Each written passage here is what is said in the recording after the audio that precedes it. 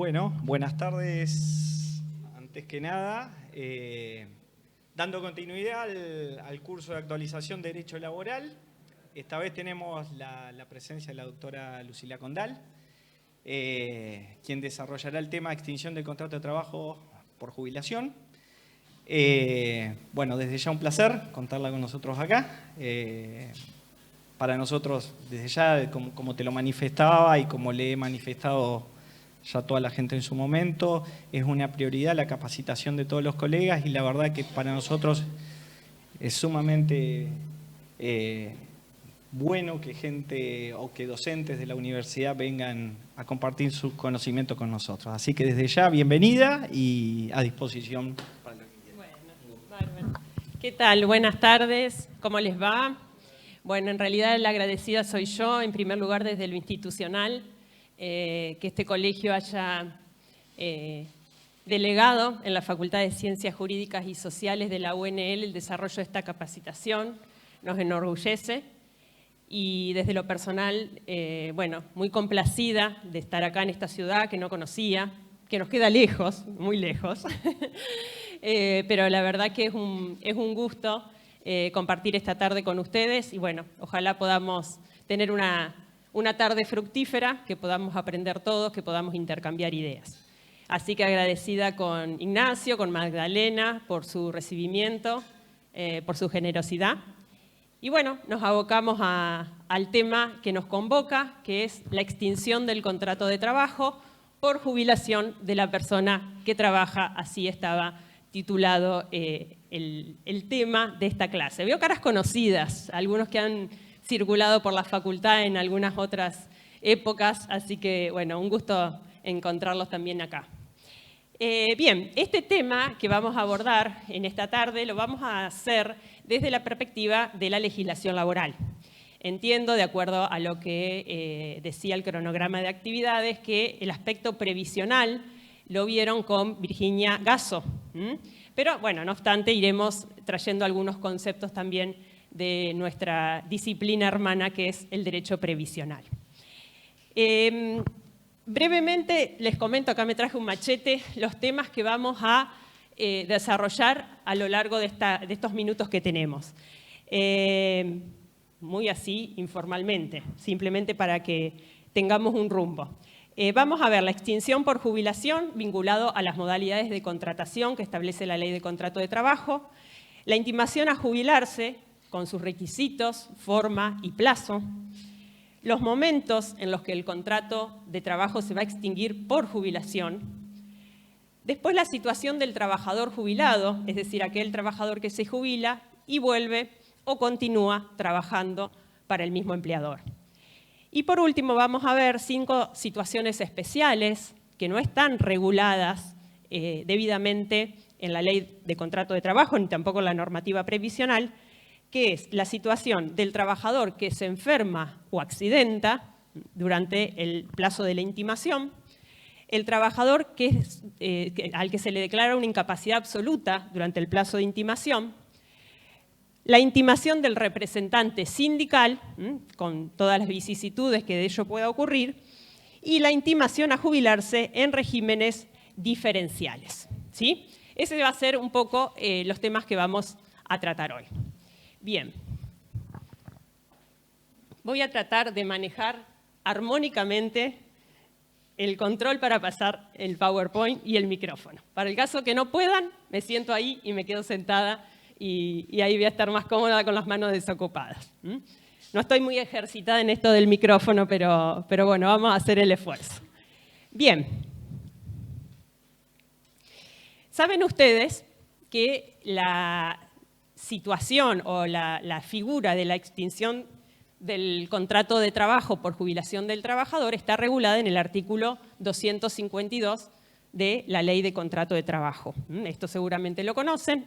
Al estudio de este artículo nos vamos a dedicar durante gran parte de esta charla, pero por supuesto este artículo no lo podemos analizar separadamente, sino en el contexto de otras disposiciones que son el artículo 90 y el artículo 91 de la LST, que están ubicadas en la ley en el título de las modalidades de contratación.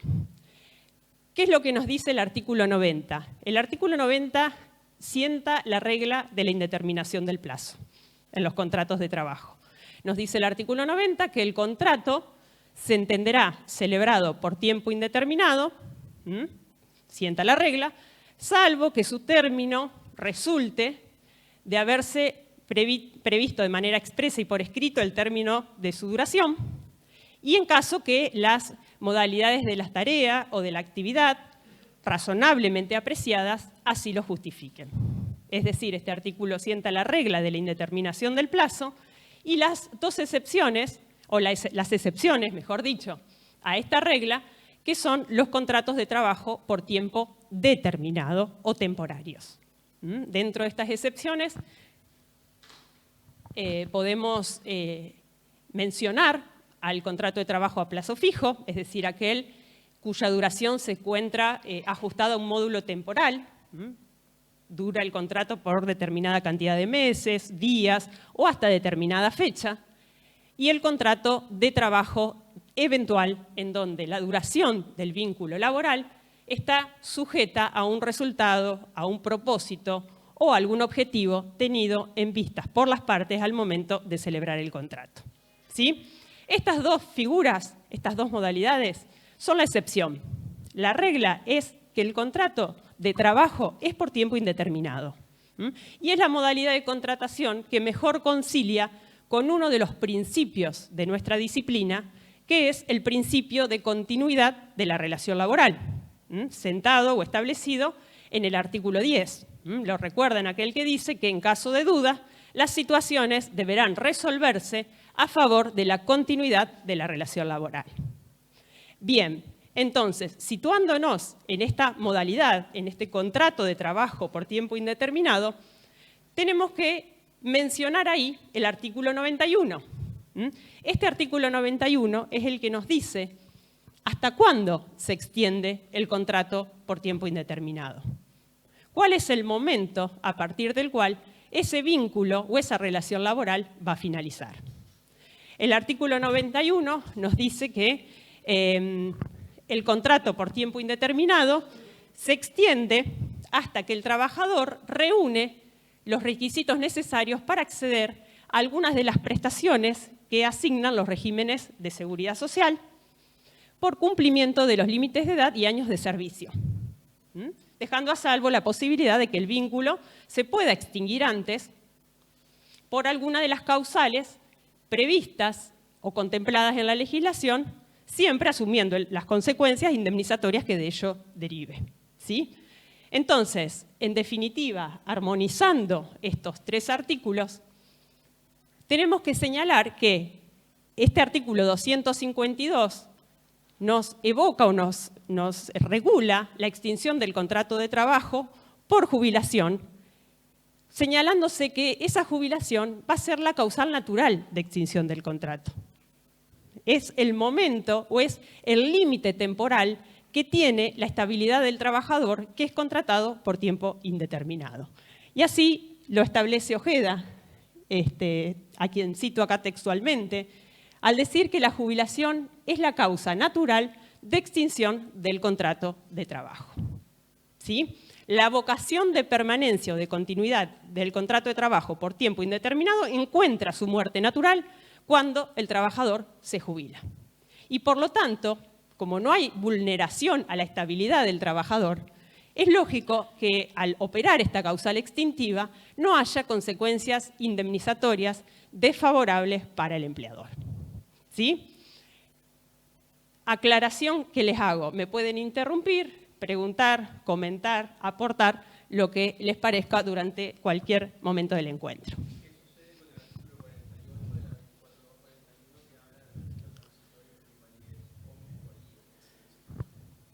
El retiro transitorio por invalidez. De extinción del contrato de trabajo. Por supuesto que ese retiro se puede revocar, no es normal que ocurra. Exacto. Después vamos a ir a las cuestiones vinculadas al retiro por invalidez. Visto estas disposiciones o la jubilación del trabajador desde los preceptos del del derecho previsional, lo que hace la jubilación es cubrir una de las contingencias que puede sufrir una persona, que es la vejez. Cubre la contingencia vejez, otorgándole, en este caso al trabajador, que va a ser el jubilado, una prestación mensual, dineraria, en la medida que hubiere cumplido determinados requisitos. Se entiende que esa prestación mensual dineraria va a ser sustitutiva de su salario. Esa debería ser la naturaleza jurídica del haber previsional. Desde el punto de vista del fundamento de este instituto, el por qué en un determinado momento una persona que se encuentra en el mercado de trabajo pasa al régimen previsional, existen varias argumentaciones o varios fundamentos para esto. Alguno analizado desde el punto de vista biológico de la persona que trabaja, al considerar que cumplida determinada edad, la persona empieza a reducir su rendimiento o se reduce su capacidad de producción, casi como una presunción legal, porque sabemos que esto no ocurre en todos los casos, pero bueno, los regímenes se basan en ese postulado. Con lo cual es conveniente que esa persona deje el mercado de trabajo y pase al sistema previsional en el cual, como decíamos, su salario sea sustituido por un haber jubilatorio. Desde otro punto de vista, también se señala como un fundamento de este instituto, analizado más desde lo social, me parece a mí, considerando que una persona que ha trabajado determinada cantidad de años que va a definir el régimen previsional, ya ha contribuido lo suficiente al sistema productivo y es merecedor de un descanso en donde no tenga que preocuparse por ganarse diariamente su sustento porque tiene garantizado un haber jubilatorio. Y desde un punto de vista más macro, más amplio, analizado desde el mercado de trabajo, el paso de la actividad a la pasividad permite una renovación en el mercado de trabajo. Permite que cesen las personas que llegan a determinada edad para que esos puestos de trabajo sean ocupados por personas más jóvenes. Sea como sea, o por cualquiera de estos fundamentos o por los tres, lo cierto es que en el sistema actual que se encuentra vigente desde el año 1994, el paso de la actividad a la pasividad no es determinante. Es decir, que una persona puede perfectamente jubilarse y continuar en actividad percibiendo su salario, sin que esto resulte incompatible, como sí lo era, como les digo, hasta el año 1994 y bajo el imperio del régimen de la ley 18037. ¿Sí? Bien. Bien, hechas estas consideraciones y analizado el contexto del 252, teniendo en cuenta estas modalidades de contratación, hagamos la aclaración de que el cumplimiento de los requisitos previstos en el artículo 91, que antes comentábamos, esto es el límite de edad y años de servicio, textualmente así dice el 91, no genera automáticamente la extinción del contrato de trabajo. No opera de manera automática, sino que exige un hacer, una exteriorización de voluntad de una de las partes de ese vínculo contractual. Puede ser el trabajador que unilateralmente, sin siquiera tener que comentárselo a su empleador, inicie, hasta ese momento, después sí se lo tiene que comentar, inicie los trámites previsionales y obtenga la jubilación. Esa es una forma de extinguirse el contrato. Y la otra, que es la prevista en la ley, en el artículo 252, es que el empleador ponga en juego ese mecanismo. Y a partir de ahí, el contrato de trabajo se extinga en las oportunidades que señala ese artículo. En ninguno de los dos casos se generan indemnizaciones a favor del trabajador. Pero lo importante es no pensar que porque el trabajador tiene la edad y tiene los aportes necesarios para jubilarse, el contrato laboral se extingue. Esto no es así. Bien. Les traje acá un PowerPoint, una filmina bastante aburrida, yo lo admito, porque la verdad que no me gusta normalmente reproducir o copiar los artículos de la ley, pero en este caso decidí hacerlos para marcarles una modificación que ha tenido este régimen. Seguramente la conocerán. El artículo 252 fue modificado a fines de diciembre del año 2017. Lo raro de esta situación es que la modificación a la ley laboral fue o devino de una ley previsional. La ley que la modificó, que es la 27426, es una ley de reforma previsional. ¿Qué hizo esa ley? En primer lugar, modificó el índice de movilidad jubilatoria. Estableció un índice distinto al que se venía aplicando hasta ese momento. Primer reforma fundamental. Segunda reforma, estableció un haber mínimo garantizado, que es el 82% del salario mínimo vital y móvil. Hasta ahí lo previsional. Pero además de eso, esta ley trajo modificaciones importantes en el esquema de intimación a jubilarse de la ley de contrato de trabajo. ¿Qué es lo que hizo? Básicamente, elevó o postergó la oportunidad en que el empleador puede cursar al trabajador la intimación a jubilarse. Y no es una modificación menor. La postergó en 5 años. Ya vamos a ver qué consecuencias o incidencias ha tenido esto. En esta parte, por ahí allá están medio lejos y la letra no es muy grande porque no me entraba, pero en la parte derecha de la imagen van a ver, ahí está el artículo 252 en su redacción anterior a la modificación introducida por la ley 27426. Me voy a atrever a leerlo, aclarándole que las partes que están en azul es una parte que he marcado yo para resaltarles en base a ello una idea. ¿Qué nos decía este artículo? Que cuando el trabajador reuniere los requisitos necesarios para obtener una de las prestaciones de la ley 24241, el empleador podrá intimarlo a que inicie los trámites pertinentes, extendiéndole los certificados de servicio y demás documentación necesaria a esos fines.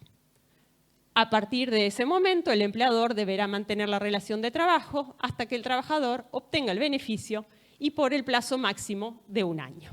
¿Sí?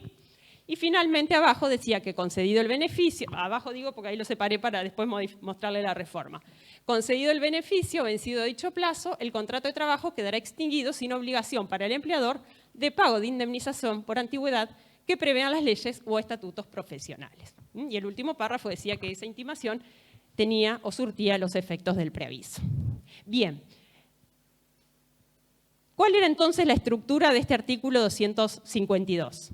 Que cumplido los requisitos, cumplido el trabajador los requisitos para acceder a una de las prestaciones establecidas por la ley previsional, 24241, el empleador tenía que hacer 3 cosas. Intimar al trabajador a jubilarse, entregarle los certificados y mantener la relación laboral hasta que el trabajador obtenga el beneficio, le sea concedido el beneficio y por el plazo máximo de 1 año. Bien. ¿Qué problema tenía este artículo? Que estuvo vigente con esta redacción, repito, hasta fines de diciembre del año 2017. Tenía una indefinición en la base fáctica, porque decía que esa intimación a la que estamos aludiendo la iba a cursar el empleador cuando el trabajador reuniere los requisitos para obtener una de las prestaciones de la ley 24241. ¿Sí? Ahora, nosotros nos vamos a la ley 24241 y esa ley no trae una prestación, trae 6 prestaciones. ¿Qué prestaciones contempla? La prestación básica universal, componente básico de la jubilación, la prestación complementaria, la prestación adicional por permanencia, el retiro por invalidez, la prestación por edad avanzada y la pensión por fallecimiento. Entonces la duda que se planteaba era saber ¿qué requisitos debía reunir el trabajador de cuál de estas prestaciones para habilitar la intimación del empleador? Por supuesto que no podíamos hablar de que fuera la pensión por fallecimiento porque suponía que el trabajador había muerto, ni tampoco que fuera el retiro por invalidez porque suponía un trabajador que tenía una incapacidad absoluta. Tampoco la prestación complementaria ni la prestación adicional por permanencia porque son complementos de la PBU. Pero la duda era si el empleador podía intimar cuando, por ejemplo, el trabajador reunía los requisitos para acceder a la prestación por edad avanzada. ¿Sí? ¿Saben cuáles son los requisitos para acceder a la prestación por edad avanzada? Tener 70 años y tener 10 años de aportes al sistema previsional, de los cuales 5 deben corresponder a los últimos 8 anteriores al cese. ¿Sí? Entonces, ¿se podía intimar en el momento de acceder a la prestación por edad avanzada? ¿O solamente era cuando se reunían los requisitos para acceder a la PBU? ¿Cuáles son los requisitos para acceder a la PBU? 60 las mujeres, 65 los hombres y 30 años. Son 2 prestaciones distintas con 2 requisitos o con requisitos distintos. La habilitación del 252, ¿a cuál se refería? Era una duda que había generado el régimen. Esta duda se solucionó por vía de un decreto reglamentario del año 95, el 679 del año 95, que advirtiendo esta falta de precisión, dijo, la intimación del 252 solamente será procedente cuando el trabajador reúna los requisitos para acceder a la PBU. Listo, entonces solo se puede intimar cuando el trabajador tiene 65 años si es hombre, 60 mujer y 30 años de aporte. Por supuesto que este decreto fue cuestionado por muchos en su constitucionalidad. ¿Por qué? Por vía reglamentaria, decreto del Poder Ejecutivo, se estaba acotando o achicando el ámbito de aplicación de una ley, el 252 de la Ley de Contrato de Trabajo. No obstante, bueno, quedó más o menos claro hasta ese momento que el empleador no intimaba si el trabajador reunía los requisitos no podía intimar si el trabajador reunía los requisitos para acceder a la prestación por edad avanzada. Otra cosa que dijo ese decreto, que también es muy importante y que muchos empleadores desconocían en ese momento, es que la intimación a la trabajadora no podía cursarse a los 60 años. Que la intimación a la trabajadora era a los 65. Que los 60 años era una opción que tenía la trabajadora para retirarse antes, pero no podía ser oponible por el empleador para cursar la intimación. Y digo que esto se desconocía porque era frecuente ver que las empresas intimaban a las trabajadoras a los 60 años, frente a lo cual la trabajadora, si quería seguir trabajando, decía, no, yo no voy a hacer uso de la opción que me da el artículo 19 de la ley 24.241. ¿Sí? Bien.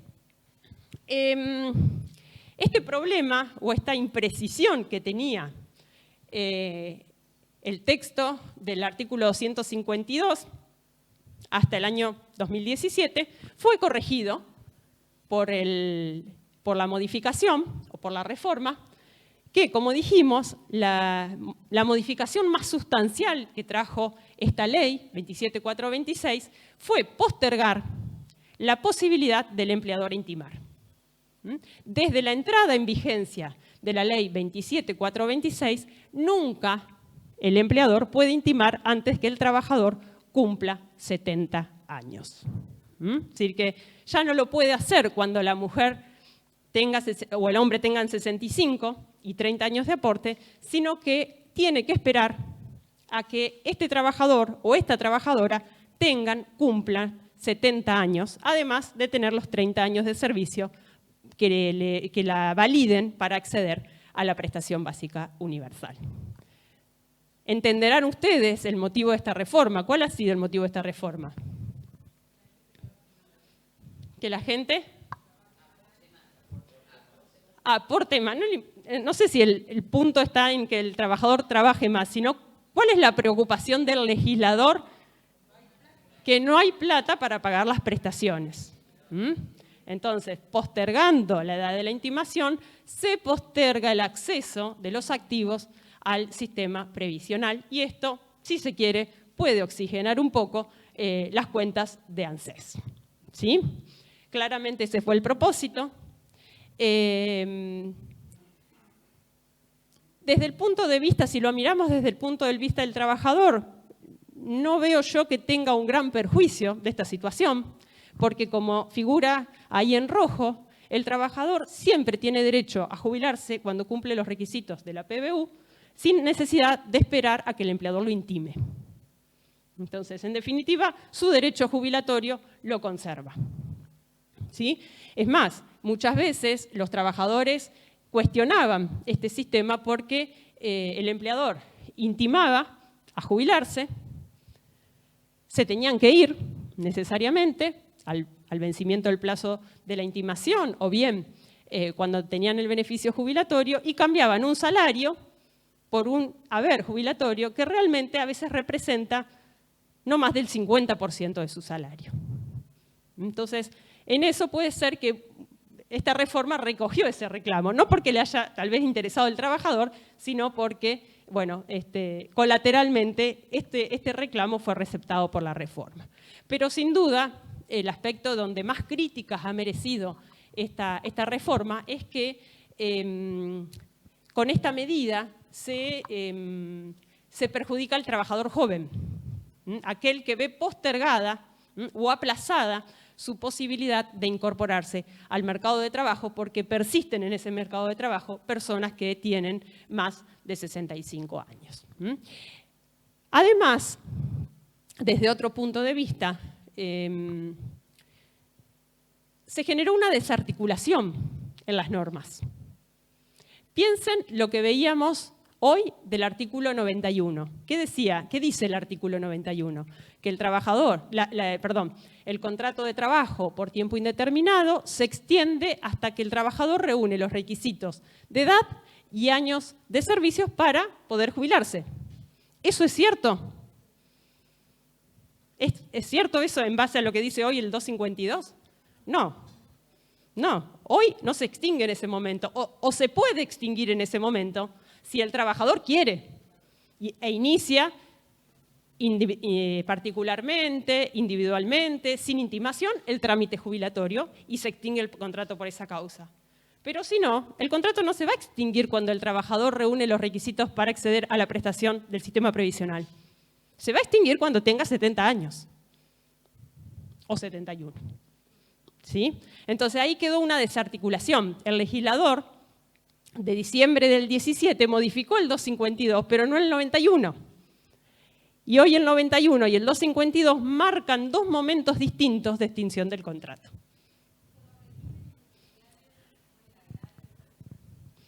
A fin de que terminemos la charla, avanzamos sobre ese tema, ¿sí? Después cualquier cosita te evacúo la consulta.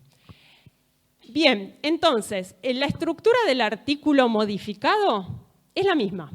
Se cambió allá arriba, la parte que ustedes ven en rojo es que se exigen los 70 años para que se curse la intimación y se dejó a salvo, el párrafo en rojo que ustedes ven a mitad de la pantalla, se dejó a salvo la posibilidad del trabajador de jubilarse cuando reúne los requisitos de la PBU. ¿Sí? Para, por supuesto, no generarle un perjuicio. Aparte, esta ley no modificó la edad jubilatoria, solo modificó la edad a la que el empleador puede intimar al trabajador. ¿Sí? Bien. Pero ella no entra, perdón, en la jubilación por edad avanzada,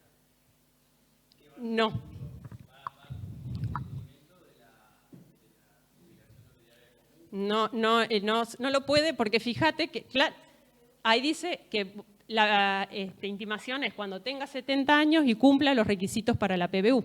O sea que no puede intimar cuando el trabajador cumple los requisitos para la prestación por edad avanzada. Y ahora lo vemos igual, mira. Bueno, entonces, para un poco poner los tips de las exigencias de este artículo 252, la extinción del contrato de trabajo por jubilación requiere del empleador estas 3 conductas. Intimar al trabajador a que inicie los trámites jubilatorios, entregarle los certificados, ahora vamos a ver qué es eso, y mantener la relación laboral hasta la concesión del beneficio y por el plazo de 1 año como máximo. Bien, vamos a analizar entonces estos 3 tópicos que ven acá. La intimación, requisitos, solo como resumen de lo que ya venimos viendo. Edad, 70 años, aplicable a trabajadoras y trabajadores.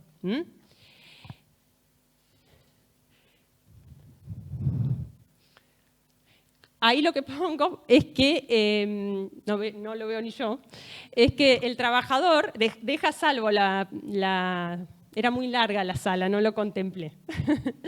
La posibilidad del trabajador de solicitar la jubilación antes de los 70 años si reúne los requisitos. ¿Sí? En eso es lo que venimos sosteniendo. Los aportes, 30 años. Esos 30 años de aporte no necesitan ser todos hechos al SIPA, al Sistema Integrado Previsional Argentino, aquel que administra ANSES. Puede ser a cualquiera de los regímenes comprendidos dentro del sistema de reciprocidad. ¿Sí? En ese caso va a haber una caja, que va a ser la caja otorgante, que es aquella en donde el trabajador realizó la mayor cantidad de años de aportes, pero se podrán computar y considerar los aportes realizados a otros entes previsionales o cajas. ¿Sí? Bien. Hay una pregunta. ¿Puede el empleador invocar la compensación por exceso de edad? ¿Saben ustedes cómo funciona la compensación? 2 por 1 funciona. Este tema de la compensación está en el artículo 19 de la Ley 24.241. ¿Qué nos habilita este artículo? La posibilidad de compensar los años de exceso en edad con años de aporte faltantes para acceder a la PBU. Entonces, si hablamos de una mujer, supónganse, que tiene 62 años, solo se le van a exigir 29 años de aportes. Si estamos en presencia de una mujer que tiene 64 años, solo se le van a exigir 28 años de aportes. Esa es la compensación, el 2 por 1, el famoso 2 por 1 aplicado al sistema previsional. Bien, el empleador puede intimar al trabajador o a la trabajadora para que acceda a la PBU por compensación. Es decir, a esta trabajadora que tiene 62 años, pero tiene 29 años de aporte. La puede intimar diciendo, usted compense, usted tiene derecho y puede compensar. Perdón, estoy mal con la edad. 72, ahí está, sí. ¿Puede intimar por compensación? No puede intimar por compensación. No puede intimar por compensación porque siempre que hablamos de bajar la cantidad de años de aporte, baja el haber previsional. Entonces, en definitiva, habría un perjuicio económico para este trabajador que no llegó, que no totalizó los 30 años de servicios con aporte. ¿Sí? Les di mal el ejemplo de la edad, porque se los di sobre la base de la edad anterior. Bien, a ver, ¿cómo sería el ejemplo con los 70 años? A los 70 años, la trabajadora, ¿cuántos años puede compensar? Se le van a pedir 25. ¿Se entiende? Porque esos 10 años de diferencia que hay entre la edad para acceder a la PBU y la edad de la intimación equivalen o los puede transformar en años de aporte. ¿Está? Bien. Estaba mal dado el ejemplo. ¿Puede el empleador intimar por moratoria? Tampoco. Tampoco puede intimar al trabajador a que acceda a un beneficio previsional acogiéndose a una moratoria. Porque obviamente acogerse a una moratoria va a significar una jubilación más baja y encima se está endeudando el trabajador en este caso. Así que también descartada esta posibilidad. Aspecto importante. Para que el empleador pueda intimar, tiene que verificar previamente el cumplimiento de los requisitos. No puede intimar alegremente y libremente diciendo me parece, sospecho, o yo le mando la intimación, total después vemos. Tiene que verificar que se cumplan los requisitos para acceder a la PBU. Para la PBU más la edad. La edad es fácil. Obviamente es un dato objetivo que normalmente está en el legajo del trabajador, pero el problema se da con verificar la cantidad de años de aporte que tiene efectuados al sistema previsional. Para eso, para hacer esa verificación, el artículo 8 del decreto 110 del 18, que es el decreto reglamentario de la Ley Previsional Modificatoria del 252, dice que tiene que consultar esa información con ANSES. Y que ANSES tiene que implementar un mecanismo expeditivo para poder dar esta respuesta y facilitar al empleador la tarea de intimar. Mecanismo que no existe. Por el momento no se encuentra instrumentado. Un mecanismo rápido para que el empleador pueda hacer esta consulta en ANSES. Se recomienda o se sugiere, por ahí como una buena práctica, solicitar al trabajador que ingresa a un establecimiento, a una empresa o a las órdenes de un empleador, que presente la foja que acredite los servicios que tiene. Una foja que se puede extraer de la página de ANSES, con clave de la Seguridad Social, o de la página de AFIP, con clave fiscal. Entonces, ya al pedirle ese requisito al momento de ingresar o de comenzar la relación laboral, el empleador ya puede tener un control sobre la cantidad de aportes que va acumulando al sistema previsional. ¿Sí? Bueno, si tienen en otra caja, pedirle los servicios de otras cajas. Exacto. Es decir, el consejo, en realidad es un consejo práctico, es que cuando ingresa en una nueva relación de dependencia, que declare y acredite si tiene aportes a alguno de los regímenes previsionales, provincial, caja profesional, lo que sea. Después se verá si hay reciprocidad, si se pueden computar o no, pero como una práctica para que el empleador ya de por sí conozca esta situación o la vaya conociendo. Bien. Esa intimación a la que nos venimos refiriendo tiene que ser, la conducta intimada es que el trabajador inicie los trámites previsionales. La forma, obviamente, por escrito, por una cuestión de prueba. Aparte, en esto, una cuestión más. Dijimos, o mejor dicho, el último párrafo del artículo 252 dice que esa intimación surte los efectos del preaviso. Y el preaviso, ustedes saben que por lo que dispone la Ley de Contrato de Trabajo, se prueba por escrito. Así que, aplicando esta analogía, esta intimación debe realizarse también de esta forma. El plazo de la intimación es 1 año o el plazo menor que insuma el trámite previsional. ¿Sí? ¿Puede darle al empleador un plazo mayor a 1 año? ¿Qué les parece? Sí, si quiere, ¿por qué no? No podría darle menos, por supuesto, por aplicación del principio protectorio y toda la lógica de la normativa laboral, pero sí podría intimar y concederle un plazo de 15 meses o de 18 meses. En eso no hay ningún tipo de problema ni impedimento legal. El artículo 8 de la Ley 27426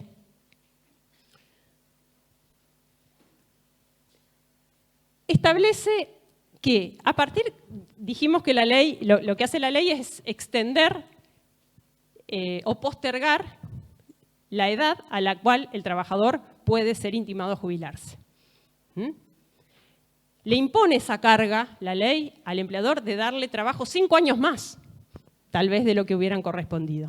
Pero por otro lado le da un auxilio. Le dice, a partir de que este trabajador reúne los requisitos para acceder a la prestación básica universal, usted, empleador, solo tendrá que hacerle aportes solo tendrá que hacer contribuciones a obra social y la cuota del régimen de riesgos de trabajo. Es decir, que lo exime parcialmente de las cargas sociales. No va a tener que hacer más aportes al sistema previsional, ni tampoco va a hacer más aportes a asignaciones familiares, ni tampoco va a tener, contribuciones. No va a tener que hacer contribuciones al sistema previsional, ni a asignaciones familiares, ni tampoco a la ley 19.032, que es el Instituto Nacional de Seguridad Social de Jubilados y Pensionados. Es decir, que hay un ahorro, si se quiere, importante en este empleador que tiene en su plantel de trabajadores a un trabajador jubilable. Es decir, que reúne los requisitos para acceder a la prestación básica universal. ¿Sí? ¿Qué pasa con los aportes? Los aportes son sin variación. El aporte que el empleador retiene como agente de retención, ese no tiene variaciones, pero lo paga el trabajador, sale de su salario. ¿Sí? No, va al fondo de desempleo, ese es normal, común. Ese no tiene ningún tipo de variación. El que va al fondo de desempleo es el que los aportes cuando el trabajador ya está jubilado. Y acá estamos hablando de un trabajador jubilable, pero no jubilado. ¿Sí? ¿Se entiende? Acá solamente el ahorro es para el empleador, que va a pagar el 6% a obra social y la cuota de la RT, pero nada más. ¿Sí? Bien. Seguimos con los requisitos que impone el artículo 252. Decíamos que señala que el empleador tiene que entregar los certificados de servicio y demás documentación necesarias o fines. Así lo enuncia el artículo 252. ¿Cuál es el certificado entonces que tiene que entregar? Es la certificación de servicios y remuneraciones que se confecciona y lo deben conocer en el formulario PS 6.2. Aquel certificado en donde constan todas las remuneraciones que percibió el trabajador en su vida laboral para ese empleador, los aportes y las contribuciones por todo ese periodo. ¿Sí? Ese certificado lleva la firma certificada del empleador ante la autoridad policial, judicial, previsional o notarial. ¿Sí? Bien. Y es importante acá que tengamos en cuenta que la entrega de este certificado es la que va a definir el inicio del cómputo del plazo de la intimación. El certificado se tiene que entregar de manera simultánea a la intimación a jubilarse. Y si no se entrega de manera simultánea, es decir, si difiere el momento, si se cursa la intimación y el certificado se da 15 días después o un mes después, el cómputo del plazo de un año de mantenimiento de la relación laboral comienza desde que se entrega el certificado. ¿Sí? ¿Se entiende? La intimación sin entrega de certificado no hace que empiece el cómputo del plazo de la intimación. Y después podrá pedir alguna actualización, pero lo que define el inicio del cómputo del plazo del año es la entrega del certificado. ¿Sí? Entonces, ¿qué pasa? ¿Qué les parece a ustedes qué pasa si el empleado, el trabajador, fue intimado a jubilarse, se le dijo que el certificado estaba a disposición, que lo vaya a buscar, se le dijo páselo a buscar por tal lugar y en tal horario, y el trabajador no va? ¿Qué hay que hacer? Bien, se consigna judicialmente o en Secretaría de Trabajo. ¿Sí? Hasta si hacemos eso no vamos a tener problema. Ahora, ¿hay que hacer eso realmente? Sí. Si te querés cubrir, sí. Bueno, pero no obstante, les comento que hay jurisprudencia que avala que el hecho de que el certificado se ponga a disposición es suficiente para que comience el cómputo del plazo. Sobre todo si se acredita después que el certificado estaba confeccionado al momento en que se cursó la intimación. Si no estaba confeccionado, bueno, estamos al horno. Pero si se cursó la intimación, se lo puso a disposición y tenemos un certificado que está confeccionado, firmado, con fecha anterior a la intimación, y bueno, sería posible sostener que igualmente comienza el cómputo del plazo de la intimación sin necesidad de que haya consignación judicial, porque ya se le está exigiendo, en realidad es de buena fe que el trabajador que reúne los requisitos, que es intimado a jubilarse, pase a buscar el certificado para iniciar el trámite previsional. ¿Sí? Bueno, ese es otro tema, pero si el certificado, bueno, ahí sí, si empieza ese intercambio, ahí lo consigno, seguro. Pero si no hay ningún tipo de cuestionamiento, podría defenderse la posibilidad de que, existiendo la intimación con confección del certificado oportunamente, el plazo comenzó a correr. Por supuesto que si consigna no va a tener problema.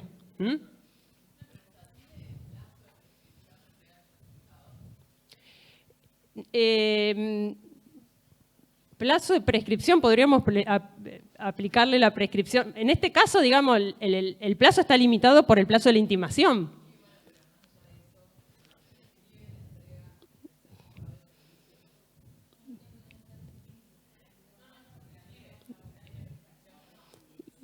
Y es una obligación laboral, podríamos aplicarle la prescripción de los 2 años. Otro plazo no conozco que exista. ¿Para qué?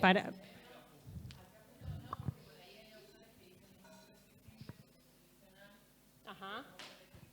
Ajá. Ah, claro.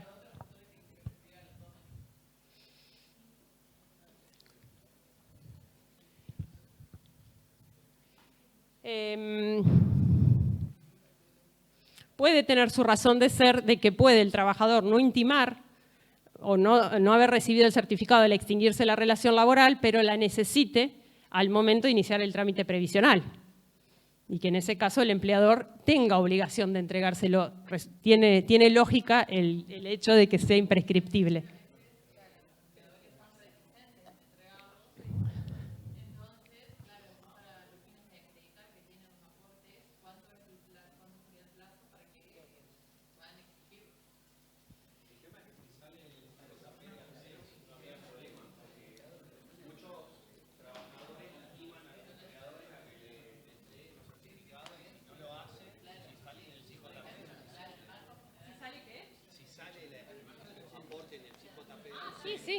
Sí. No, ¿Cómo? General, sí. Después entendí la pregunta cuando ella lo aclaró. Te repito, me parece que tiene su lógica que pueda ser imprescriptible, considerando que puede ser que en el momento en que la relación se extingue no lo necesite, pero sí al finalizar su vida laboral que quiera iniciar el trámite previsional. Sí. Que es... Sí, hoy el tema de los certificados, sí, tenés razón lo que decís, porque cómo vas a hacer un certificado si no tiene el respaldo documental. Pero hoy el tema de los certificados en realidad hasta debería, creo yo, revisarse, porque todo eso con lo que hasta la jurisprudencia sigue siendo tan exigente de que es necesario que se entregue a los fines de que comience el plazo, en realidad es información que está en las bases de datos de ANFID y de ANSES. Con lo cual, hasta esa información, por ahí, ni siquiera debería ser exigida por el mismo organismo previsional. El organismo del ANSES, si vos no vas con el certificado, te manda de vuelta. Sí, obvio. Pero ¿para qué te lo pide si lo tiene en su base documental? Entonces, en eso creo que habría que ir un poco revisando estas cuestiones. Incluso a veces se le imponen al empleador sanciones muy pesadas para un documento que ya no tiene la validez o la importancia que tenía hace 20 años. Acá hay un sistema, digamos, que se utiliza al trabajador como agente de recaudación del Estado. Porque, digamos, si yo le exijo al trabajador, el trabajador le exige al empleador ahí sí tiene que entregar. Ahí es como que se hace una rueda. Es como un mecanismo de control. Claro, en vez del Estado ir directamente al empleador. Bien. ¿Estamos entonces en esto?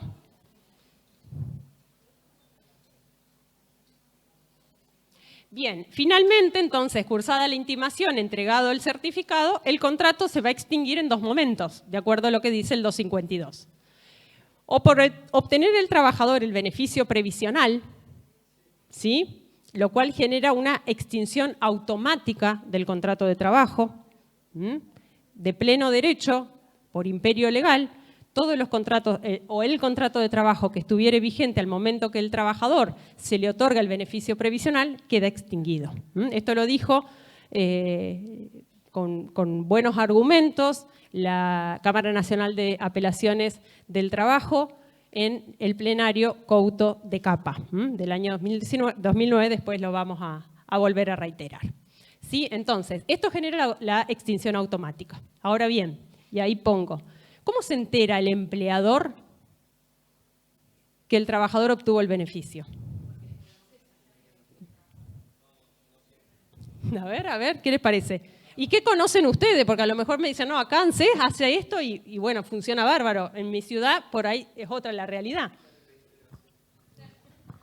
¿Por qué? Porque hacer el seguimiento del expediente.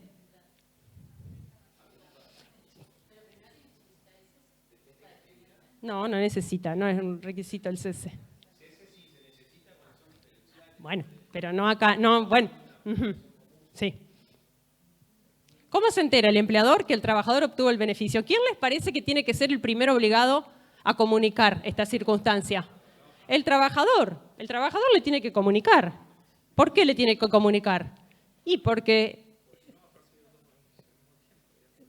Bien. Podría hacerlo porque nada impide que el trabajador jubilado siga trabajando. Hasta ahí no hay una incompatibilidad. ¿Pero por qué lo tiene que comunicar el trabajador? Por buena fe. Si fue intimado, si se ve, se advierte que el empleador quería poner fin a esa relación laboral, por buena fe, artículo 63, tiene que comunicar que ANSES dictó una resolución que le otorga el beneficio previsional y que le indica fecha de alta en tal fecha. ¿Sí?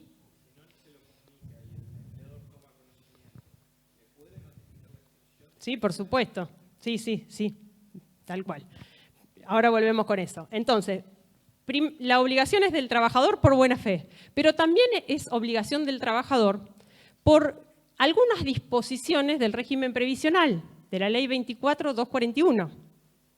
La Ley 24.241 dice que el trabajador, cuando inicia una relación laboral, tiene que presentar a su empleador una declaración jurada que indique si es beneficiario de jubilación, pensión o cualquier tipo de prestación contributiva o no contributiva del ente previsional. Y que debe mantener actualizada, es decir, que si cambia su situación también lo tiene que informar. Con lo cual, la obligación de informar es del trabajador por imperio de la ley laboral y por imperio de la ley previsional. ¿Sí? Pero también, a partir de la ley 27.426, de la que venimos hablando desde hace un rato, ANSES tiene la obligación de notificar. ANSES tiene que remitir la resolución al empleador, pudiendo utilizar medios electrónicos, dice. No sé cómo funciona esto acá. No funciona. No sé por qué, si es tan difícil mandar un mail comunicando enviando la resolución. Eso es lo que tiene que hacer ANSES.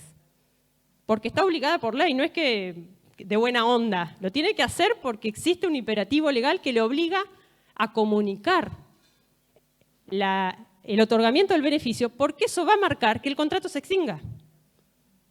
Y sin embargo no se hace.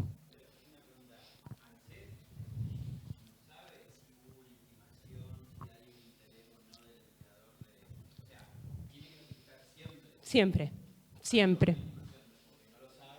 No, puede no saberlo, exactamente, pero sí tiene la obligación de hacerlo saber a su empleador. Porque además, si ese trabajador sigue trabajando, sus aportes se direccionan a otro régimen. Y para hacer ese redireccionamiento de los aportes, el empleador tiene que saber, porque si no, no puede cambiar la tecla de trabajador activo a trabajador jubilado. ¿Sí? Entonces, También por eso es que está en cabeza del ANSES cursar esta intimación.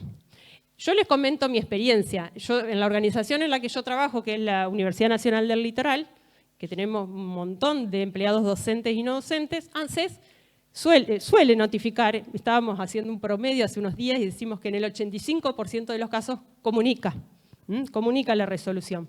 No lo hace por mail, le manda una carta con copia de la resolución. Pero conozco, bueno, hay un 15% que no comunica en la misma universidad y en muchas empresas, y ustedes acá también me están diciendo lo mismo, no existe esta práctica de ANSES de comunicar esta resolución que es de vital importancia para el curso de esa relación laboral. ¿Sí?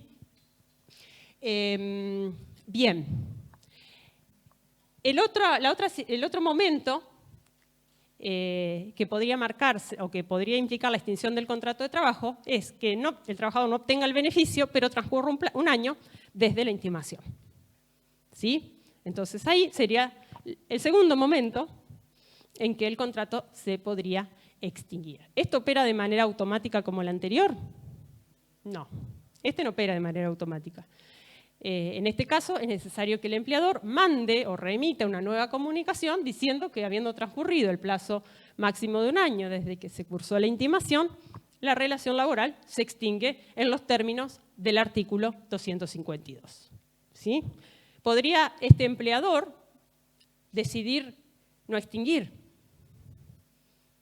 Dar un plazo mayor de tolerancia, conocer las circunstancias del trabajador que tuvo dificultades para iniciar el expediente previsional, porque no se le reconocían determinados servicios o lo que fuere, y darle un plazo mayor de tolerancia. Y eso está bien, no hay problema. Y no implica que el contrato después se pueda extinguir más adelante. Entonces, este segundo momento no opera automáticamente, sino que exige una manifestación del empleador poniendo fin a la relación laboral. Bien. Ya seguimos. Bien, hasta acá llegamos a hasta la situación de un trabajador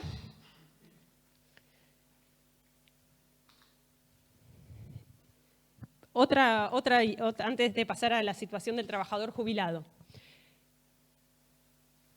Si el trabajador no fue intimado por su empleador, pero tiene los requisitos para acceder a la PBU, inicia el trámite y lo obtiene. ¿Qué pasa con el contrato? También se extingue. No importa que no hubiera sido intimado previamente por el empleador. ¿Sí? La intimación va a servir para el caso de que si no le sale el beneficio, igual puede hacer jugar el plazo de un año. Pero un trabajador que accede al beneficio previsional, sea que inicia el trámite individualmente o por intimación, siempre la concesión del beneficio marca la extinción del contrato de trabajo. Lo dice el artículo 91, lo dice el 252, si es que hay intimación, si no, no, y lo dice también el régimen previsional. ¿Sí? Bien.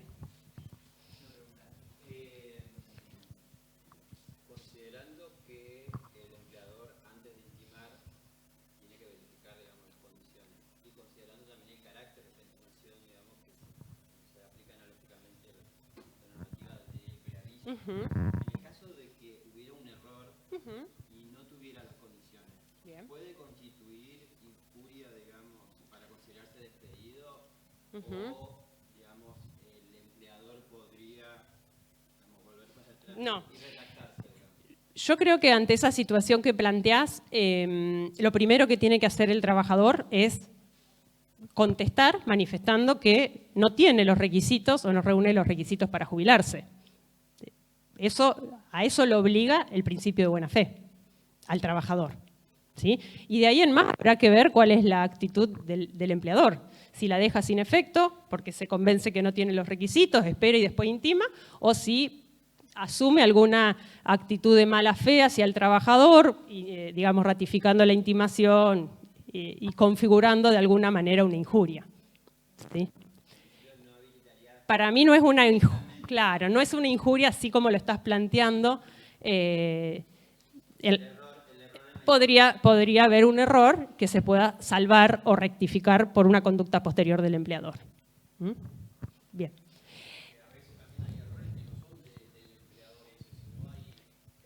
Que se arrastran. Ujú. Sí, sí, tal cual, sí.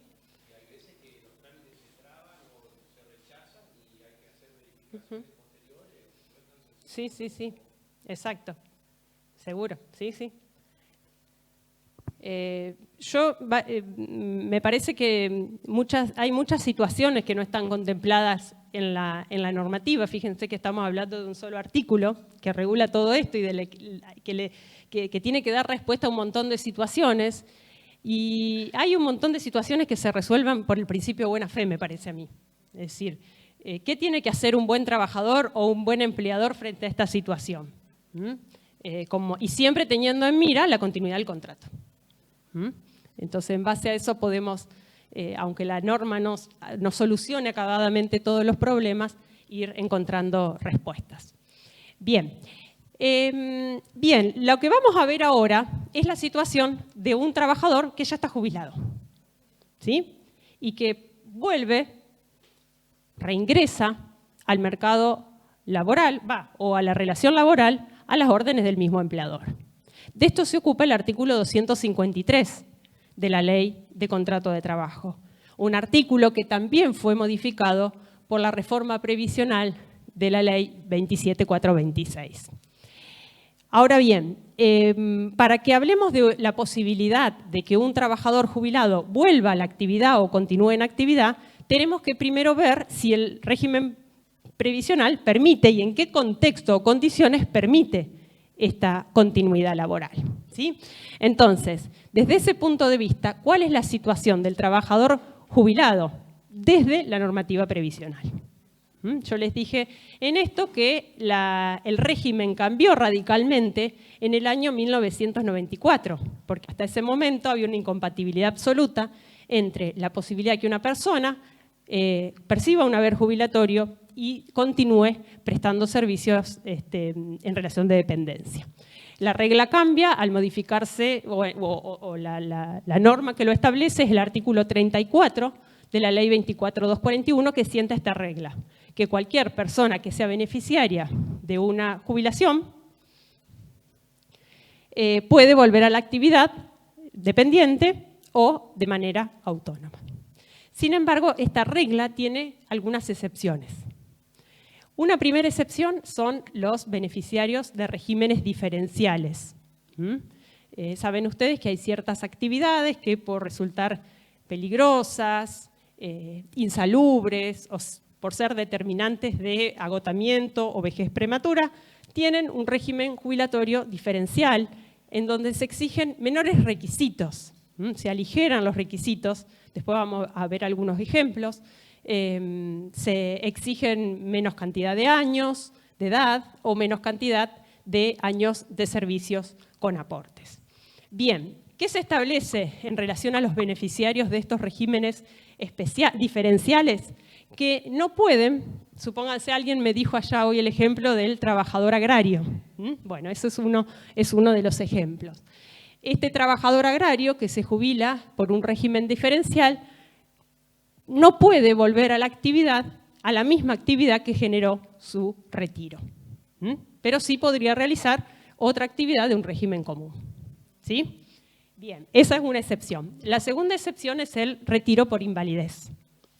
El retiro por invalidez se activa o corresponde, mejor dicho, a aquellas personas que se incapacitan de manera física o intelectual, de manera total, estableciendo el sistema previsional que corresponderá a aquellas personas que tengan una reducción de su capacidad del 66% o más. ¿Sí? Obviamente no tienen que haber llegado a la edad jubilatoria ni gozar de ninguna prestación. Estas personas que acceden a un retiro por invalidez no pueden realizar ninguna otra actividad en relación de dependencia. Es decir, que ahí no habría la posibilidad de que el jubilado vuelva a la actividad dependiente. Y por último, la última excepción, que no la tenemos en el artículo 34 de la Ley 24241, sino en el artículo 16 de la 27260, es el beneficiario de la PUAM. ¿Saben lo que es la PUAM? Bien, la pensión universal para adultos mayores. Los requisitos para percibir la pensión universal para los adultos mayores son tener 65 años y no tener nada más, es decir, no cobrar ninguna pensión, jubilación o prestación contributiva o no contributiva, ni ningún fondo de desempleo. ¿Sí? Entonces, 65 años y no tener ninguna otra prestación contributiva o no contributiva del régimen. Esta prestación o pensión se implementó o se creó en el año 2016. Cuando se crea, los beneficiarios de estas pensiones podían continuar trabajando en relación de dependencia. De hecho, la idea original era que los beneficiarios de esta pensión puedan seguir realizando aportes y contribuciones y puedan transformar la pensión en una PBU, que mejora radicalmente su situación, ¿sí? Porque la PUAM es el 80%, del ingreso de la prestación básica. Entonces, la idea fue esa. Bien, bien. Pero este diseño original que tenía la PUAM se modificó en el 2018, en el cual se estableció la incompatibilidad entre ser beneficiario de una PUAM y poder realizar cualquier tipo de actividad en relación de dependencia o como autónomo. Así que, en este caso, el beneficiario de una PUAM no podría continuar trabajando. Lo menciono acá como un elemento más. Bien. En todos los demás casos, fuera de estas tres excepciones, la compatibilidad es la regla. Bien, como les dije, este artículo fue modificado. ¿De qué nos habla este artículo? Nos habla de... No nos soluciona muchos problemas. En realidad lo que nos dice este artículo es cómo hay que computar la antigüedad del trabajador que se jubiló y que volviera a la actividad, a los fines de un posterior despido. ¿Sí? De eso se encarga este artículo. ¿Qué hacemos con la antigüedad de este trabajador que se obtuvo la jubilación pero siguió trabajando? Si yo lo quiero despedir, ¿cómo le liquido la indemnización por despido? ¿Sí? Bien. ¿Qué nos decía el artículo 253 frente a esta problemática? Decía, en caso que el trabajador titular de un beneficio previsional de cualquier régimen volviera, está en azul, ya se los explico por qué, a prestar servicios en relación de dependencia, sin que ello implique una violación al sistema vigente, el empleador podrá disponer la extinción del contrato invocando esa situación, con obligación de preavisarlo y abonar la indemnización en razón de la antigüedad prevista en el artículo 245 o la del 247, según fuera el caso. En este supuesto, solo se computará como antigüedad el tiempo de servicio posterior al cese. ¿Sí? Bien. ¿Qué problema generaba este artículo? Hay dos palabras marcadas en el texto, no sé si la alcanzan a ver porque están en azul, no elegí un color muy resaltado, que es volver y cese. De acuerdo a estos dos términos, se discutía si el término volver y el término, mejor dicho, el término cese y el término volver hacen alusión, de acuerdo a la literalidad, a un trabajador que venía trabajando, que cesaba para jubilarse y que después de un tiempo volvía a trabajar. ¿Sí? Pareciera que, de acuerdo a los términos que utiliza, debía mediar un tiempo, no se sabe cuál porque no lo dice el artículo, entre que dejó de trabajar y volvió a las órdenes del mismo empleador. Entonces, la pregunta que esto suscitaba es si este artículo también era aplicable a aquellos casos en que no había una interrupción temporal entre una relación y otra. Es decir, una relación que se extinguía por acceder el trabajador a la jubilación y se reanudaba inmediatamente, al día siguiente. En estos casos también era aplicable el artículo 253 en lo que refiere al cómputo de la antigüedad. Esto se había discutido y había generado discrepancias, tanto en doctrina como jurisprudencia. Básicamente, la discusión se daba a nivel nacional. Vieron que acá todo se refleja a nivel nacional. La Corte de Buenos Aires decía una cosa y la Cámara, la mayoría de las salas de la Cámara Nacional de Apelaciones entendían, o sea, la Corte de Buenos Aires interpretaba literalmente el artículo, es decir, que la antigüedad se aniquilaba cuando el trabajador cesaba y volvía, pero que si había continuidad la antigüedad había de computarse enteramente. Mientras que la Cámara Nacional de Apelaciones del Trabajo, en la mayoría de sus salas, entendía que en cualquiera de los supuestos se aplicaba el artículo 253. Esta discrepancia a nivel de la Cámara dio lugar a un plenario, que es el plenario Couto de Capa Irene contra Areva, era una viajante de comercio, en el año 2009, que dice que es aplicable lo dispuesto en el artículo 253, último párrafo, al trabajador que sigue prestando servicios sin interrupciones a las órdenes del mismo empleador luego del goce del beneficio de la jubilación. Y esta solución que trajo un quietus a la cuestión, finalmente fue receptada en la reforma del artículo 253 de fines del año 2017. ¿Cómo se introdujo a este artículo, tal cual lo leíamos recién, se le agregó casi literalmente la doctrina de Couto de Capa, la cual dice, también es aplicable lo dispuesto en el presente artículo al trabajador que sigue prestando servicios sin interrupciones a las órdenes del mismo empleador luego del goce del beneficio de la jubilación, considerándose la fecha de acuerdo de la prestación como inicio del cómputo de la antigüedad posterior al mismo. En definitiva, si yo tengo un trabajador que se jubila, que obtiene el beneficio jubilatorio, esa circunstancia extingue el contrato. ¿Sí? Lo que veníamos diciendo. El trabajador sigue trabajando. ¿Lo puedo despedir después? Sí. Bien. ¿Qué antigüedad? ¿Cómo liquido la indemnización por antigüedad? Después de la jubilación. Tomo solo la antigüedad posterior a la jubilación. ¿Sí? Pero esta solución, esta mutilación de la antigüedad, esta no consideración de la antigüedad, solo es a los fines de liquidar la indemnización por antigüedad. ¿Sí? Porque lo que se pretende es que esa antigüedad que le generó un beneficio previsional no sea utilizada nuevamente para obtener una indemnización por despido, que no se capitalice dos veces la antigüedad en una misma relación laboral. Ahora, si yo tengo que pagarle a ese trabajador que trabajó 25, 30 años, hizo los 30 años para mi empresa, se jubiló,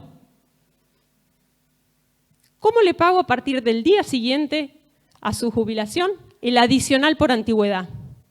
¿O cómo le doy vacaciones?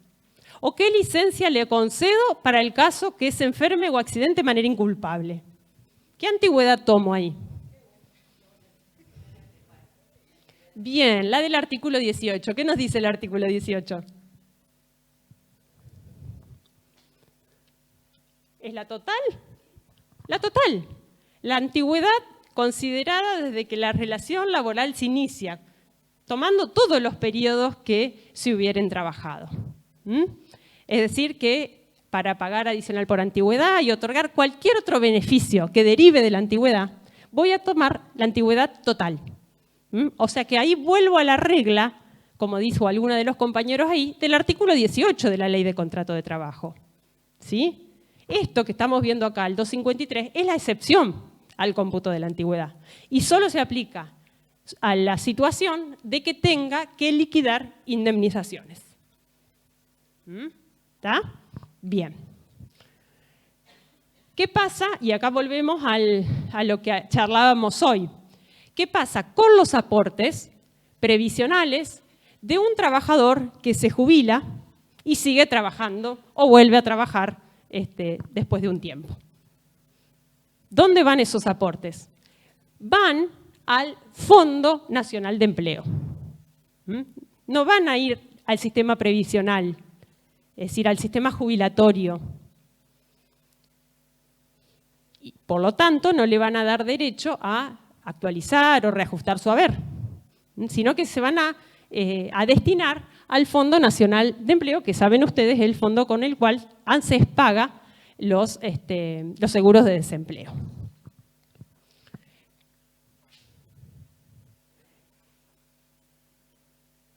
Este trabajador que se jubiló, a pesar de que no lo dice la norma, se los aclaro, tampoco va a aportar a obra social, porque a partir de que se convierte en un trabajador jubilado, tiene PAMI.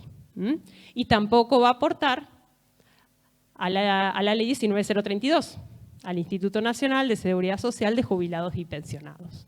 Con lo cual, sus descuentos, sus deducciones en el salario van a ser menores. Bien.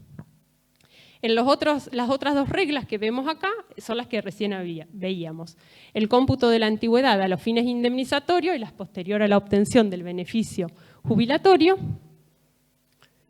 Y el cómputo de la antigüedad a los demás fines laborales es del inicio de la relación laboral. Guiándonos por el artículo 18 de la ley 18037. Bien. A ver cómo estamos de tiempo. Bueno.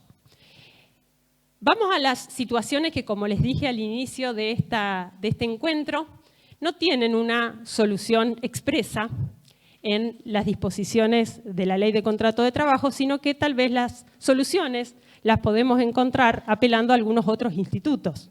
A pesar de que todo esto que vamos a ver acá es opinable y no hay una respuesta única, sino que hay tantas respuestas como juzgados fallen en estas situaciones, a pesar de que puede haber algunas líneas directrices. Bien, durante el plazo de mantenimiento de la relación laboral, que sabemos entonces que es hasta un año, el trabajador puede sufrir un accidente o tener una enfermedad que le dé derecho a gozar de una licencia. ¿Sí? El trabajador había sido intimado, pero pasaron 2 meses, tuvo un accidente y a raíz de ese accidente tuvo 2 meses de licencia. ¿Esta situación incide en el plazo de intimación? ¿Qué les parece?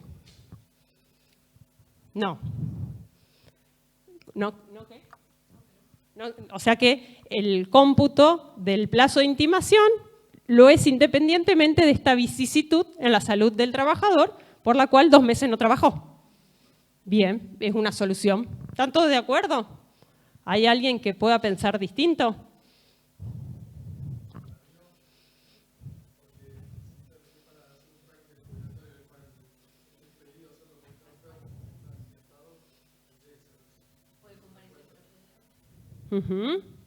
Bien, está bien. O sea que para ella no afecta, para vos sí, debería suspenderse. Perdón, no te entendí. Para vos se suspende el hecho de que goce de una licencia, suspende el curso del plazo de intimación y para vos también. Bien. ¿Alguien que tenga otra opinión? Bien. Bueno, en esto hay opiniones para los dos lados y la jurisprudencia tanto para uno como para otro. En general, quienes sostienen que esta vicisitud en la salud del trabajador afecta el plazo de intimación, lo analizan desde la naturaleza jurídica de la intimación. ¿Qué dijimos? Que esa intimación tiene los efectos del preaviso. ¿Y qué pasa cuando un trabajador está preavisado y empieza a usufructuar de una licencia con goce de sueldo, como sería en este caso por enfermedad? ¿Qué pasa? Se suspende. El término del preaviso se suspende. Entonces, en este caso, si consideramos que la intimación a jubilarse tiene la misma naturaleza jurídica o naturaleza jurídica análoga a la del preaviso, la enfermedad, la licencia, suspendería el cómputo del plazo de un año. Ahora bien, no es opinión unánime, como les dije, porque otro sector, tanto doctrinario como en jurisprudencia, van a ver que pueden encontrar decisiones en ambos sentidos, entiende que la intimación no tiene la misma naturaleza jurídica que el preaviso, porque el preaviso es un plazo breve, de entre 1 y 2 meses, cuyo objetivo es que el trabajador pueda buscar un nuevo trabajo. De hecho, por ese motivo es que el trabajador tiene derecho a una licencia de horas durante el término del preaviso. Y que esa finalidad no se encuentra en este instituto que estamos analizando. Porque acá el trabajador inicia el trámite previsional y ya está. La suerte del trámite previsional va por separado a la salud del trabajador. Entonces, no se justificaría que este estado de salud pudiera incidir o pudiera afectar una intimación que fue cursada oportunamente. ¿Sí? Así que en este sentido tenemos ambas opiniones. Y como les digo, la verdad es que no advierto que haya una que sea mayoritaria que la otra, sino que hay en ambos sentidos. Por ejemplo, la Corte Suprema de Buenos Aires, donde sí se pueden encontrar muchos fallos, sostiene la postura de la suspensión del término de la intimación, como dijeron los compañeros. Bien, la otra situación que se puede presentar es que el trabajador se incapacite, tenga más mala suerte todavía, o no sé, vamos a ver, y vigente el plazo de la intimación, resulte con una incapacidad absoluta. O sea que, en ese caso, saben ustedes que se aplica el artículo 212 de la Ley de Contrato de Trabajo en su cuarto párrafo. ¿Sí? ¿Qué dice ese artículo 212 en su cuarto párrafo? ¿Qué indemnización merece en ese caso este trabajador? La de los 45. Bien, entonces, ¿cuál es la hipótesis? Un trabajador que fue intimado y durante el año, o antes de que le salga el beneficio previsional, tiene un accidente o una enfermedad, queda incapacitado. Saben ustedes, se aplican las pautas del régimen previsional, el 66% o más. ¿Cómo se extingue el contrato? ¿Por el 252 o por el 212, cuarto párrafo? Bien, en eso es casi mayoritaria la opinión y de hecho hay un fallo bastante reciente de la Corte, que es ese, Corbalán José Darío contra Intercórdoba, que sostiene precisamente esta situación, que como mientras se encuentra en curso el plazo de intimación, la relación laboral continúa con todos sus derechos y obligaciones y durante ese año el contrato se puede extinguir por cualquier causa, si el trabajador se incapacita, se configura la hipótesis del 212, cuarto párrafo, y ese trabajador es merecedor de la indemnización del 245. En este caso, que llegó a la Corte Suprema, fue con un fallo del Tribunal Superior de Córdoba, el trabajador había sido intimado a jubilarse y 15 días antes de que venza el año, notifica una incapacidad absoluta. No obstante ello, el empleador, llegado el año, avisó, comunicó la extinción del contrato por vencimiento del plazo, váyase a su casa sin ninguna compensación de ningún tipo, como bien lo señala el artículo 252. Bueno, y este trabajador reclamó la indemnización del 212, cuarto párrafo, en el entendimiento que para él el contrato se había extinguido 15 días antes, al haberse configurado y notificado al empleador su incapacidad absoluta. El Tribunal Superior de Córdoba dijo que no, que una vez que el trabajador había sido intimado, ya la suerte posterior de la salud del trabajador no tenía incidencia y fatalmente el contrato se iba a extinguir por jubilación. Y por supuesto la Corte Nacional, digo por supuesto porque de eso estamos hablando, avaló la tesis contraria. Es decir, que el contrato en ese caso llegó a su fin por incapacidad absoluta del trabajador que previno al vencimiento del plazo de 1 año y por supuesto mandó a pagar la indemnización del artículo 245. ¿Sí? Acá tenemos un fallo de la Corte que ya nos orienta un poco más, distinta a la situación anterior, que es un poquito más difusa. Bien, la otra situación bastante compleja es la de la intimación a jubilarse de los representantes sindicales. ¿Por qué compleja? Porque acá tenemos 2 normas en pugna. La Ley de Asociaciones Sindicales 23.551, que en su artículo 48, siguientes y concordantes, nos habla de la tutela sindical y de la protección que merecen los representantes sindicales como garantía del desempeño de sus funciones. Y esto choca con este derecho del empleador a extinguir el contrato por jubilación. Es decir, se puede intimar a un trabajador que goza de tutela sindical a jubilarse. Para responder esta pregunta, primero respondamos 3 preguntas previas. Primero, ¿qué es la tutela y qué no puede hacer el empleador frente a un trabajador con tutela? ¿Quiénes gozan de tutela sindical? ¿Y cuál es el tiempo de protección? ¿Sí? Bien. ¿Qué es la tutela sindical? La Ley de Asociaciones Sindicales, en el artículo, como les decía hoy, 48, artículo 52 también, dice que, o señala que la tutela sindical es una imposibilidad o confiere al empleador la imposibilidad de suspender, despedir o modificarle las condiciones de trabajo a los representantes sindicales.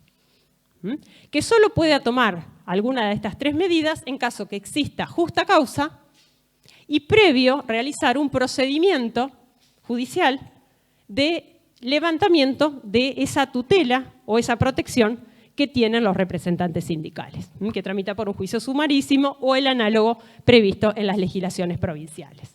Entonces, en definitiva, el empleador lo que no puede hacer con estos trabajadores con tutela es suspenderlos, despedirlos o modificarle las condiciones de trabajo. Bien, ¿quiénes tienen tutela? Tienen tutela en el esquema legal las personas que ejercen cargos electivos o representativos en asociaciones sindicales o en los órganos de gobierno de las asociaciones sindicales con personería gremial.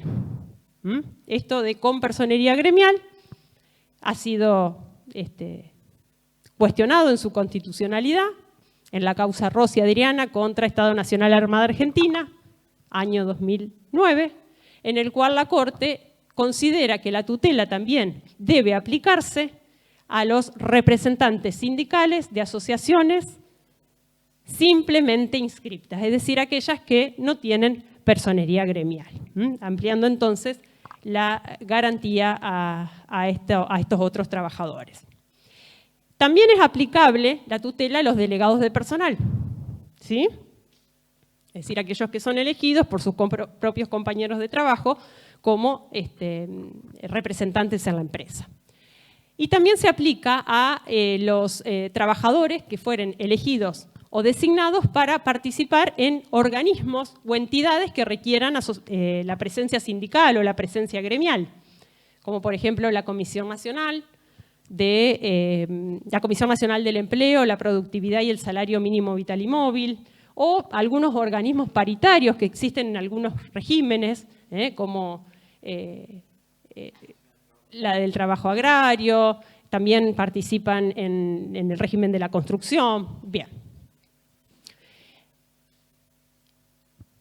Esos entonces son los trabajadores amparados con la tutela, que además se extiende por vía de interpretación amplia de estos preceptos, a los suplentes, a los trabajadores que fueren elegidos suplentes en cualquiera de estos cargos, y también a los miembros de las juntas electorales, ¿sí? por una aplicación extensiva. Bien, y por último, la última pregunta que dijimos que íbamos a aclarar es ¿por cuánto tiempo se extiende la tutela? Se extiende por el mandato. Bien, ¿algo más además del mandato? 6 meses después o antes. 1 año después. El mandato que puede ser 2 o 4 años, y 1 año después. ¿Y antes? Bien, desde que se postula, desde la postulación, desde la candidatura.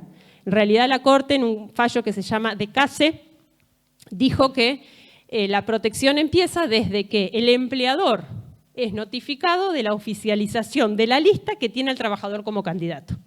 No simplemente la candidatura. Esa candidatura tiene que estar oficializada y notificada al empleador. Todo ese tiempo tienen tutela. ¿Sí? Bien. Hechas estas aclaraciones, ¿se puede o no se puede intimar? ¿Hay que hacer alguna consideración? Bien, varias consideraciones. Yo, arbitrariamente, traté de organizar toda la información que hay sobre cómo interactúa la tutela con la intimación a jubilarse en 3 situaciones. Primero, situación 1, que se quiera cursar la intimación a jubilarse durante el desempeño del mandato, los 2 años, los 4 años que dura el mandato. ¿Sí? Segunda situación, que se intime a jubilarse y después el trabajador se postule. ¿Sí? Y por último, que se intime a jubilarse en el plazo de tutela posterior, el año posterior. ¿Sí? Frente a cada una de estas situaciones, la solución puede llegar a ser distinta. Vamos a la primera, tal vez la situación más sensible. Estamos en presencia de un trabajador que está con mandato y que el empleador quiere intimarlo a jubilarse porque cumplió los requisitos, 70 años y 30. ¿Puede hacerlo? En respuesta a este interrogante, hay 3 teorías, si queremos organizarlas. Ya les dije que traté de organizar un poco la diversidad de fallos y de opiniones que hay en esto. Una postura entiende que para que sea viable la intimación a jubilarse a estos representantes sindicales, se necesita previamente el procedimiento de exclusión de tutela. Dijimos hoy que si el empleador tiene una justa causa para suspender, despedir o cambiar las condiciones de trabajo, lo puede hacer sacando la tutela. Bueno, para cursar la intimación, entiende esta postura, también es necesario excluirle, quitarle la tutela sindical a estos representantes. ¿Sí? Segunda postura. Esa es la postura jurisprudencialmente mayoritaria. Y en doctrina la sostiene Talas, por ejemplo. La segunda situación es que, la segunda postura frente a este interrogante es que no es procedente la intimación a jubilarse. Nunca, ni siquiera con exclusión de tutela. Fernández Madrid, por ejemplo, que sostiene esta tesis, pondera los derechos en juego. Considera que acá está en juego un derecho que tiene raigambre constitucional y contemplada además en tratados de la OIT y convenios internacionales, que es la tutela sindical, y otro derecho que tiene simplemente raigambre legal o fuente legal, que es la intimación a jubilarse.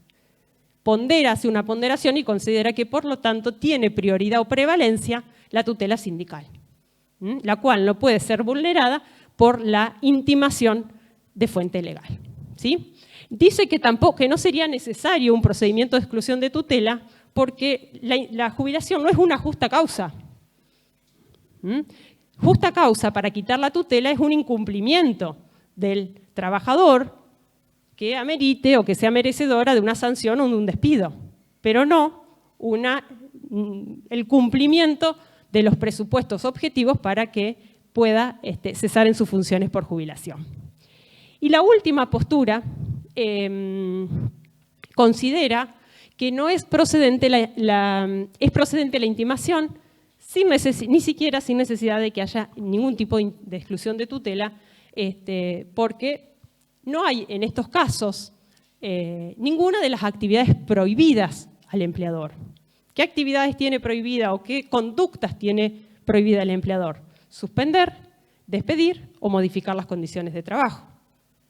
Y acá estamos hablando de una intimación que deriva del cumplimiento de presupuestos objetivos. No hay una actitud persecutoria u hostil hacia un trabajador amparado por la tutela sindical. Con lo cual, acá no habría lesión a la tutela por el simple hecho de que se curse una intimación a jubilarse. ¿Sí?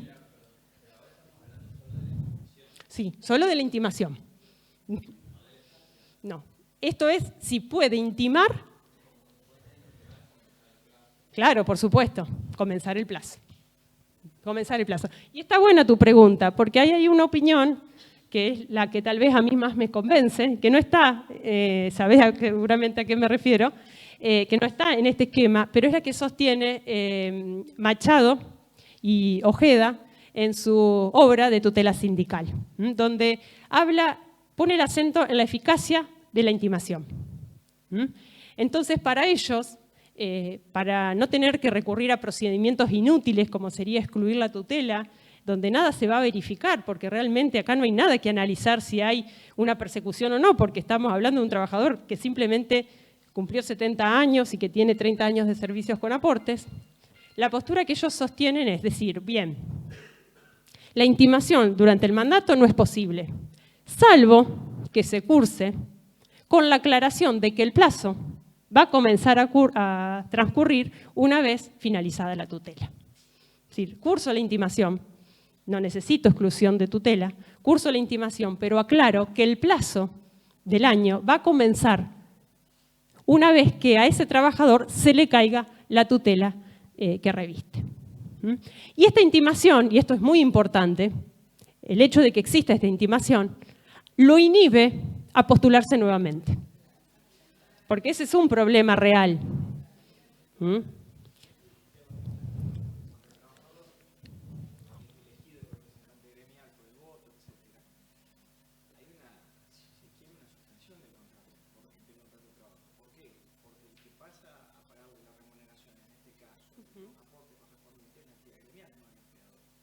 Eso se verifica en el caso de los que formen parte del órgano, de los órganos, pero el delegado o el que va. Sí. Sí.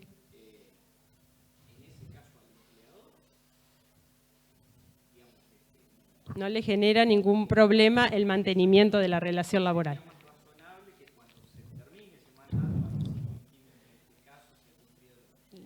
Los requisitos. Sí, esto se verifica más que nada cuando la persona está efectivamente desempeñando el puesto, claramente. Bien. Entonces, bueno, esa es la postura de, como les digo, de Machado y de Ojeda en esta obra, que me parece tal vez la más práctica, realmente, porque ir a un procedimiento de exclusión para intimar a jubilarse, la verdad es que a veces hasta carece de sentido, porque ¿cuál es el objeto del debate que se va a realizar en ese proceso? Bien, la situación 2 es la intimación anterior a la postulación. ¿Sí? Se intimó al trabajador y resulta que después se postuló y ganó la elección.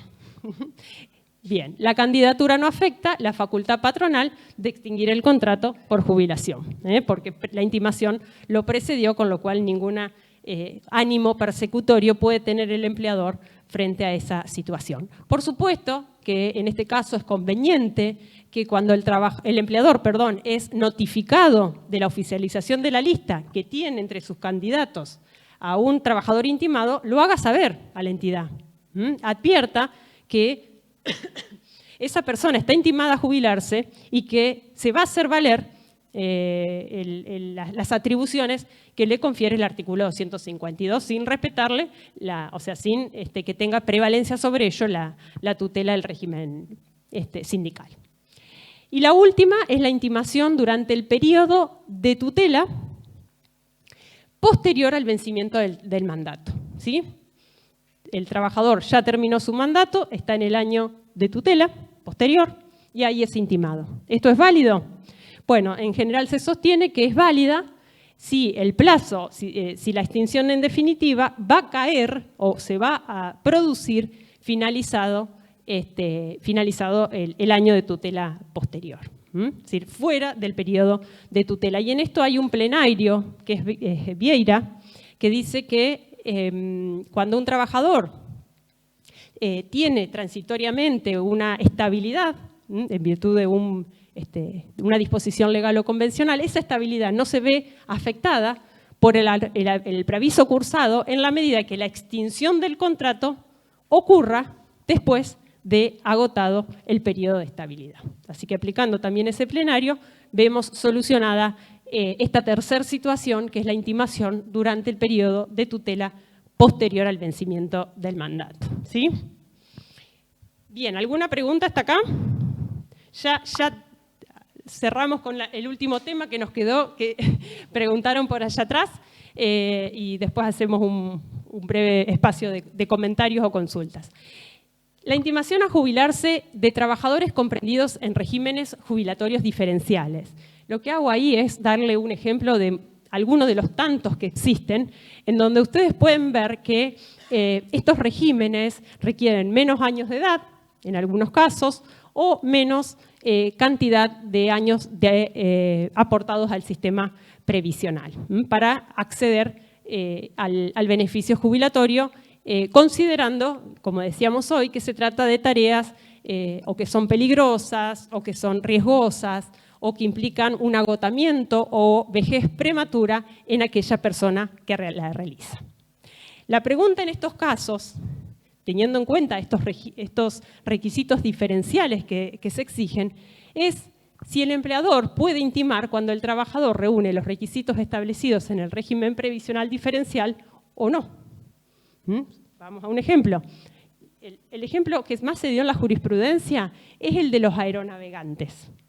Fíjense que el aeronavegante se puede jubilar con 50 años y 30 años de aporte. ¿Sí? El empleador puede intimar, en los términos del 252, cuando el trabajador cumple estos requisitos, o tiene que esperar a que cumpla los requisitos del régimen general, de la PBU. ¿Qué les parece?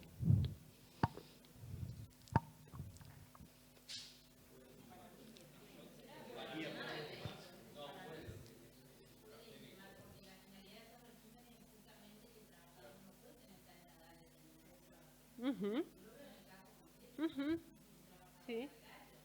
Ajá, 57 el agrario. Bien, bien. Entonces puede intimar cuando cumple los requisitos específicos. Bueno, la jurisprudencia que se dio, como les digo, sobre todo en Aerolíneas Argentinas. Aerolíneas Argentinas siempre intima cuando cumple los requisitos del régimen específico, o diferencial más que específico. Específico es otra cosa. La jurisprudencia dijo, usted, señor empleador, usted, Aerolíneas Argentinas, no puede intimar en esta oportunidad. Tiene que esperar que su trabajador cumpla los requisitos del régimen general. Es decir, tiene que esperar en el aeronavegante 20 años más. Se cansó. Hoy, y esto, está bien, estos fallos, la mayoría son anteriores, no encontré fallos posteriores a la reforma. Pero estos fallos dicen, los derechos previstos en el régimen específico diferencial constituyen un derecho para el trabajador, pero si el empleador quiere intimar, tiene que esperar que cumpla los requisitos del régimen general. ¿Por qué? ¿O en qué se funda estas decisiones que son, en el caso de Aerolíneas, concordantes siempre en el mismo sentido? Primero, en que el régimen habla de un derecho del trabajador. Segundo, en el principio de continuidad de la relación laboral. Tercero, en la regla de la norma más favorable del principio protectorio. ¿Sí? Ahora, no desconozco lo que dice la compañera. Fíjense que en el caso de los aeronavegantes estamos hablando de una persona que tiene 70 años, que podría seguir en actividad, en la medida que cumpla los requisitos habilitantes de la actividad, que deben ser bastante rigurosos. Pero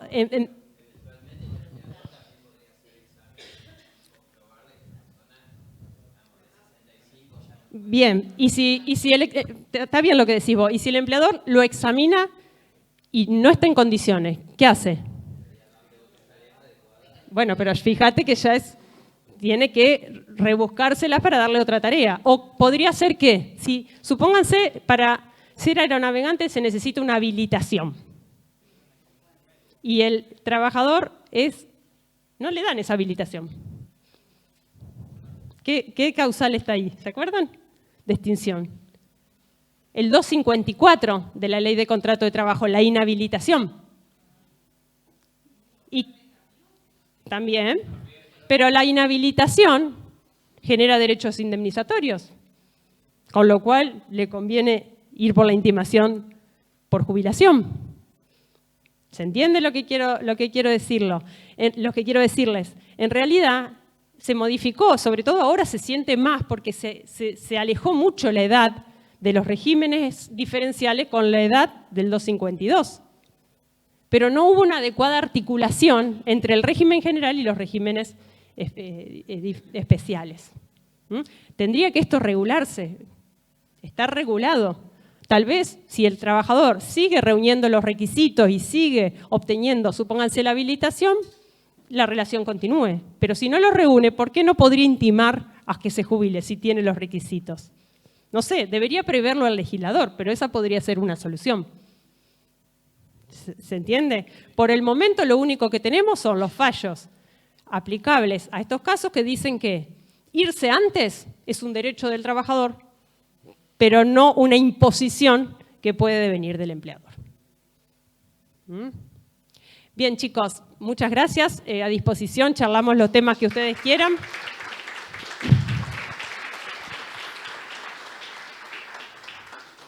¿Alguna consulta, comentario, aporte?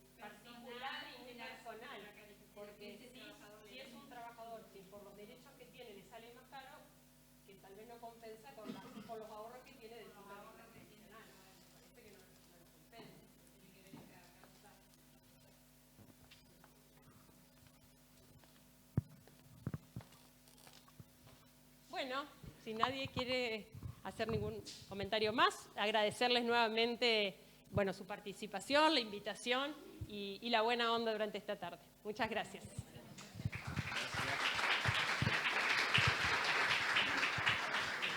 Una cosita más antes de que se vayan todos. Falta una charla más de este curso.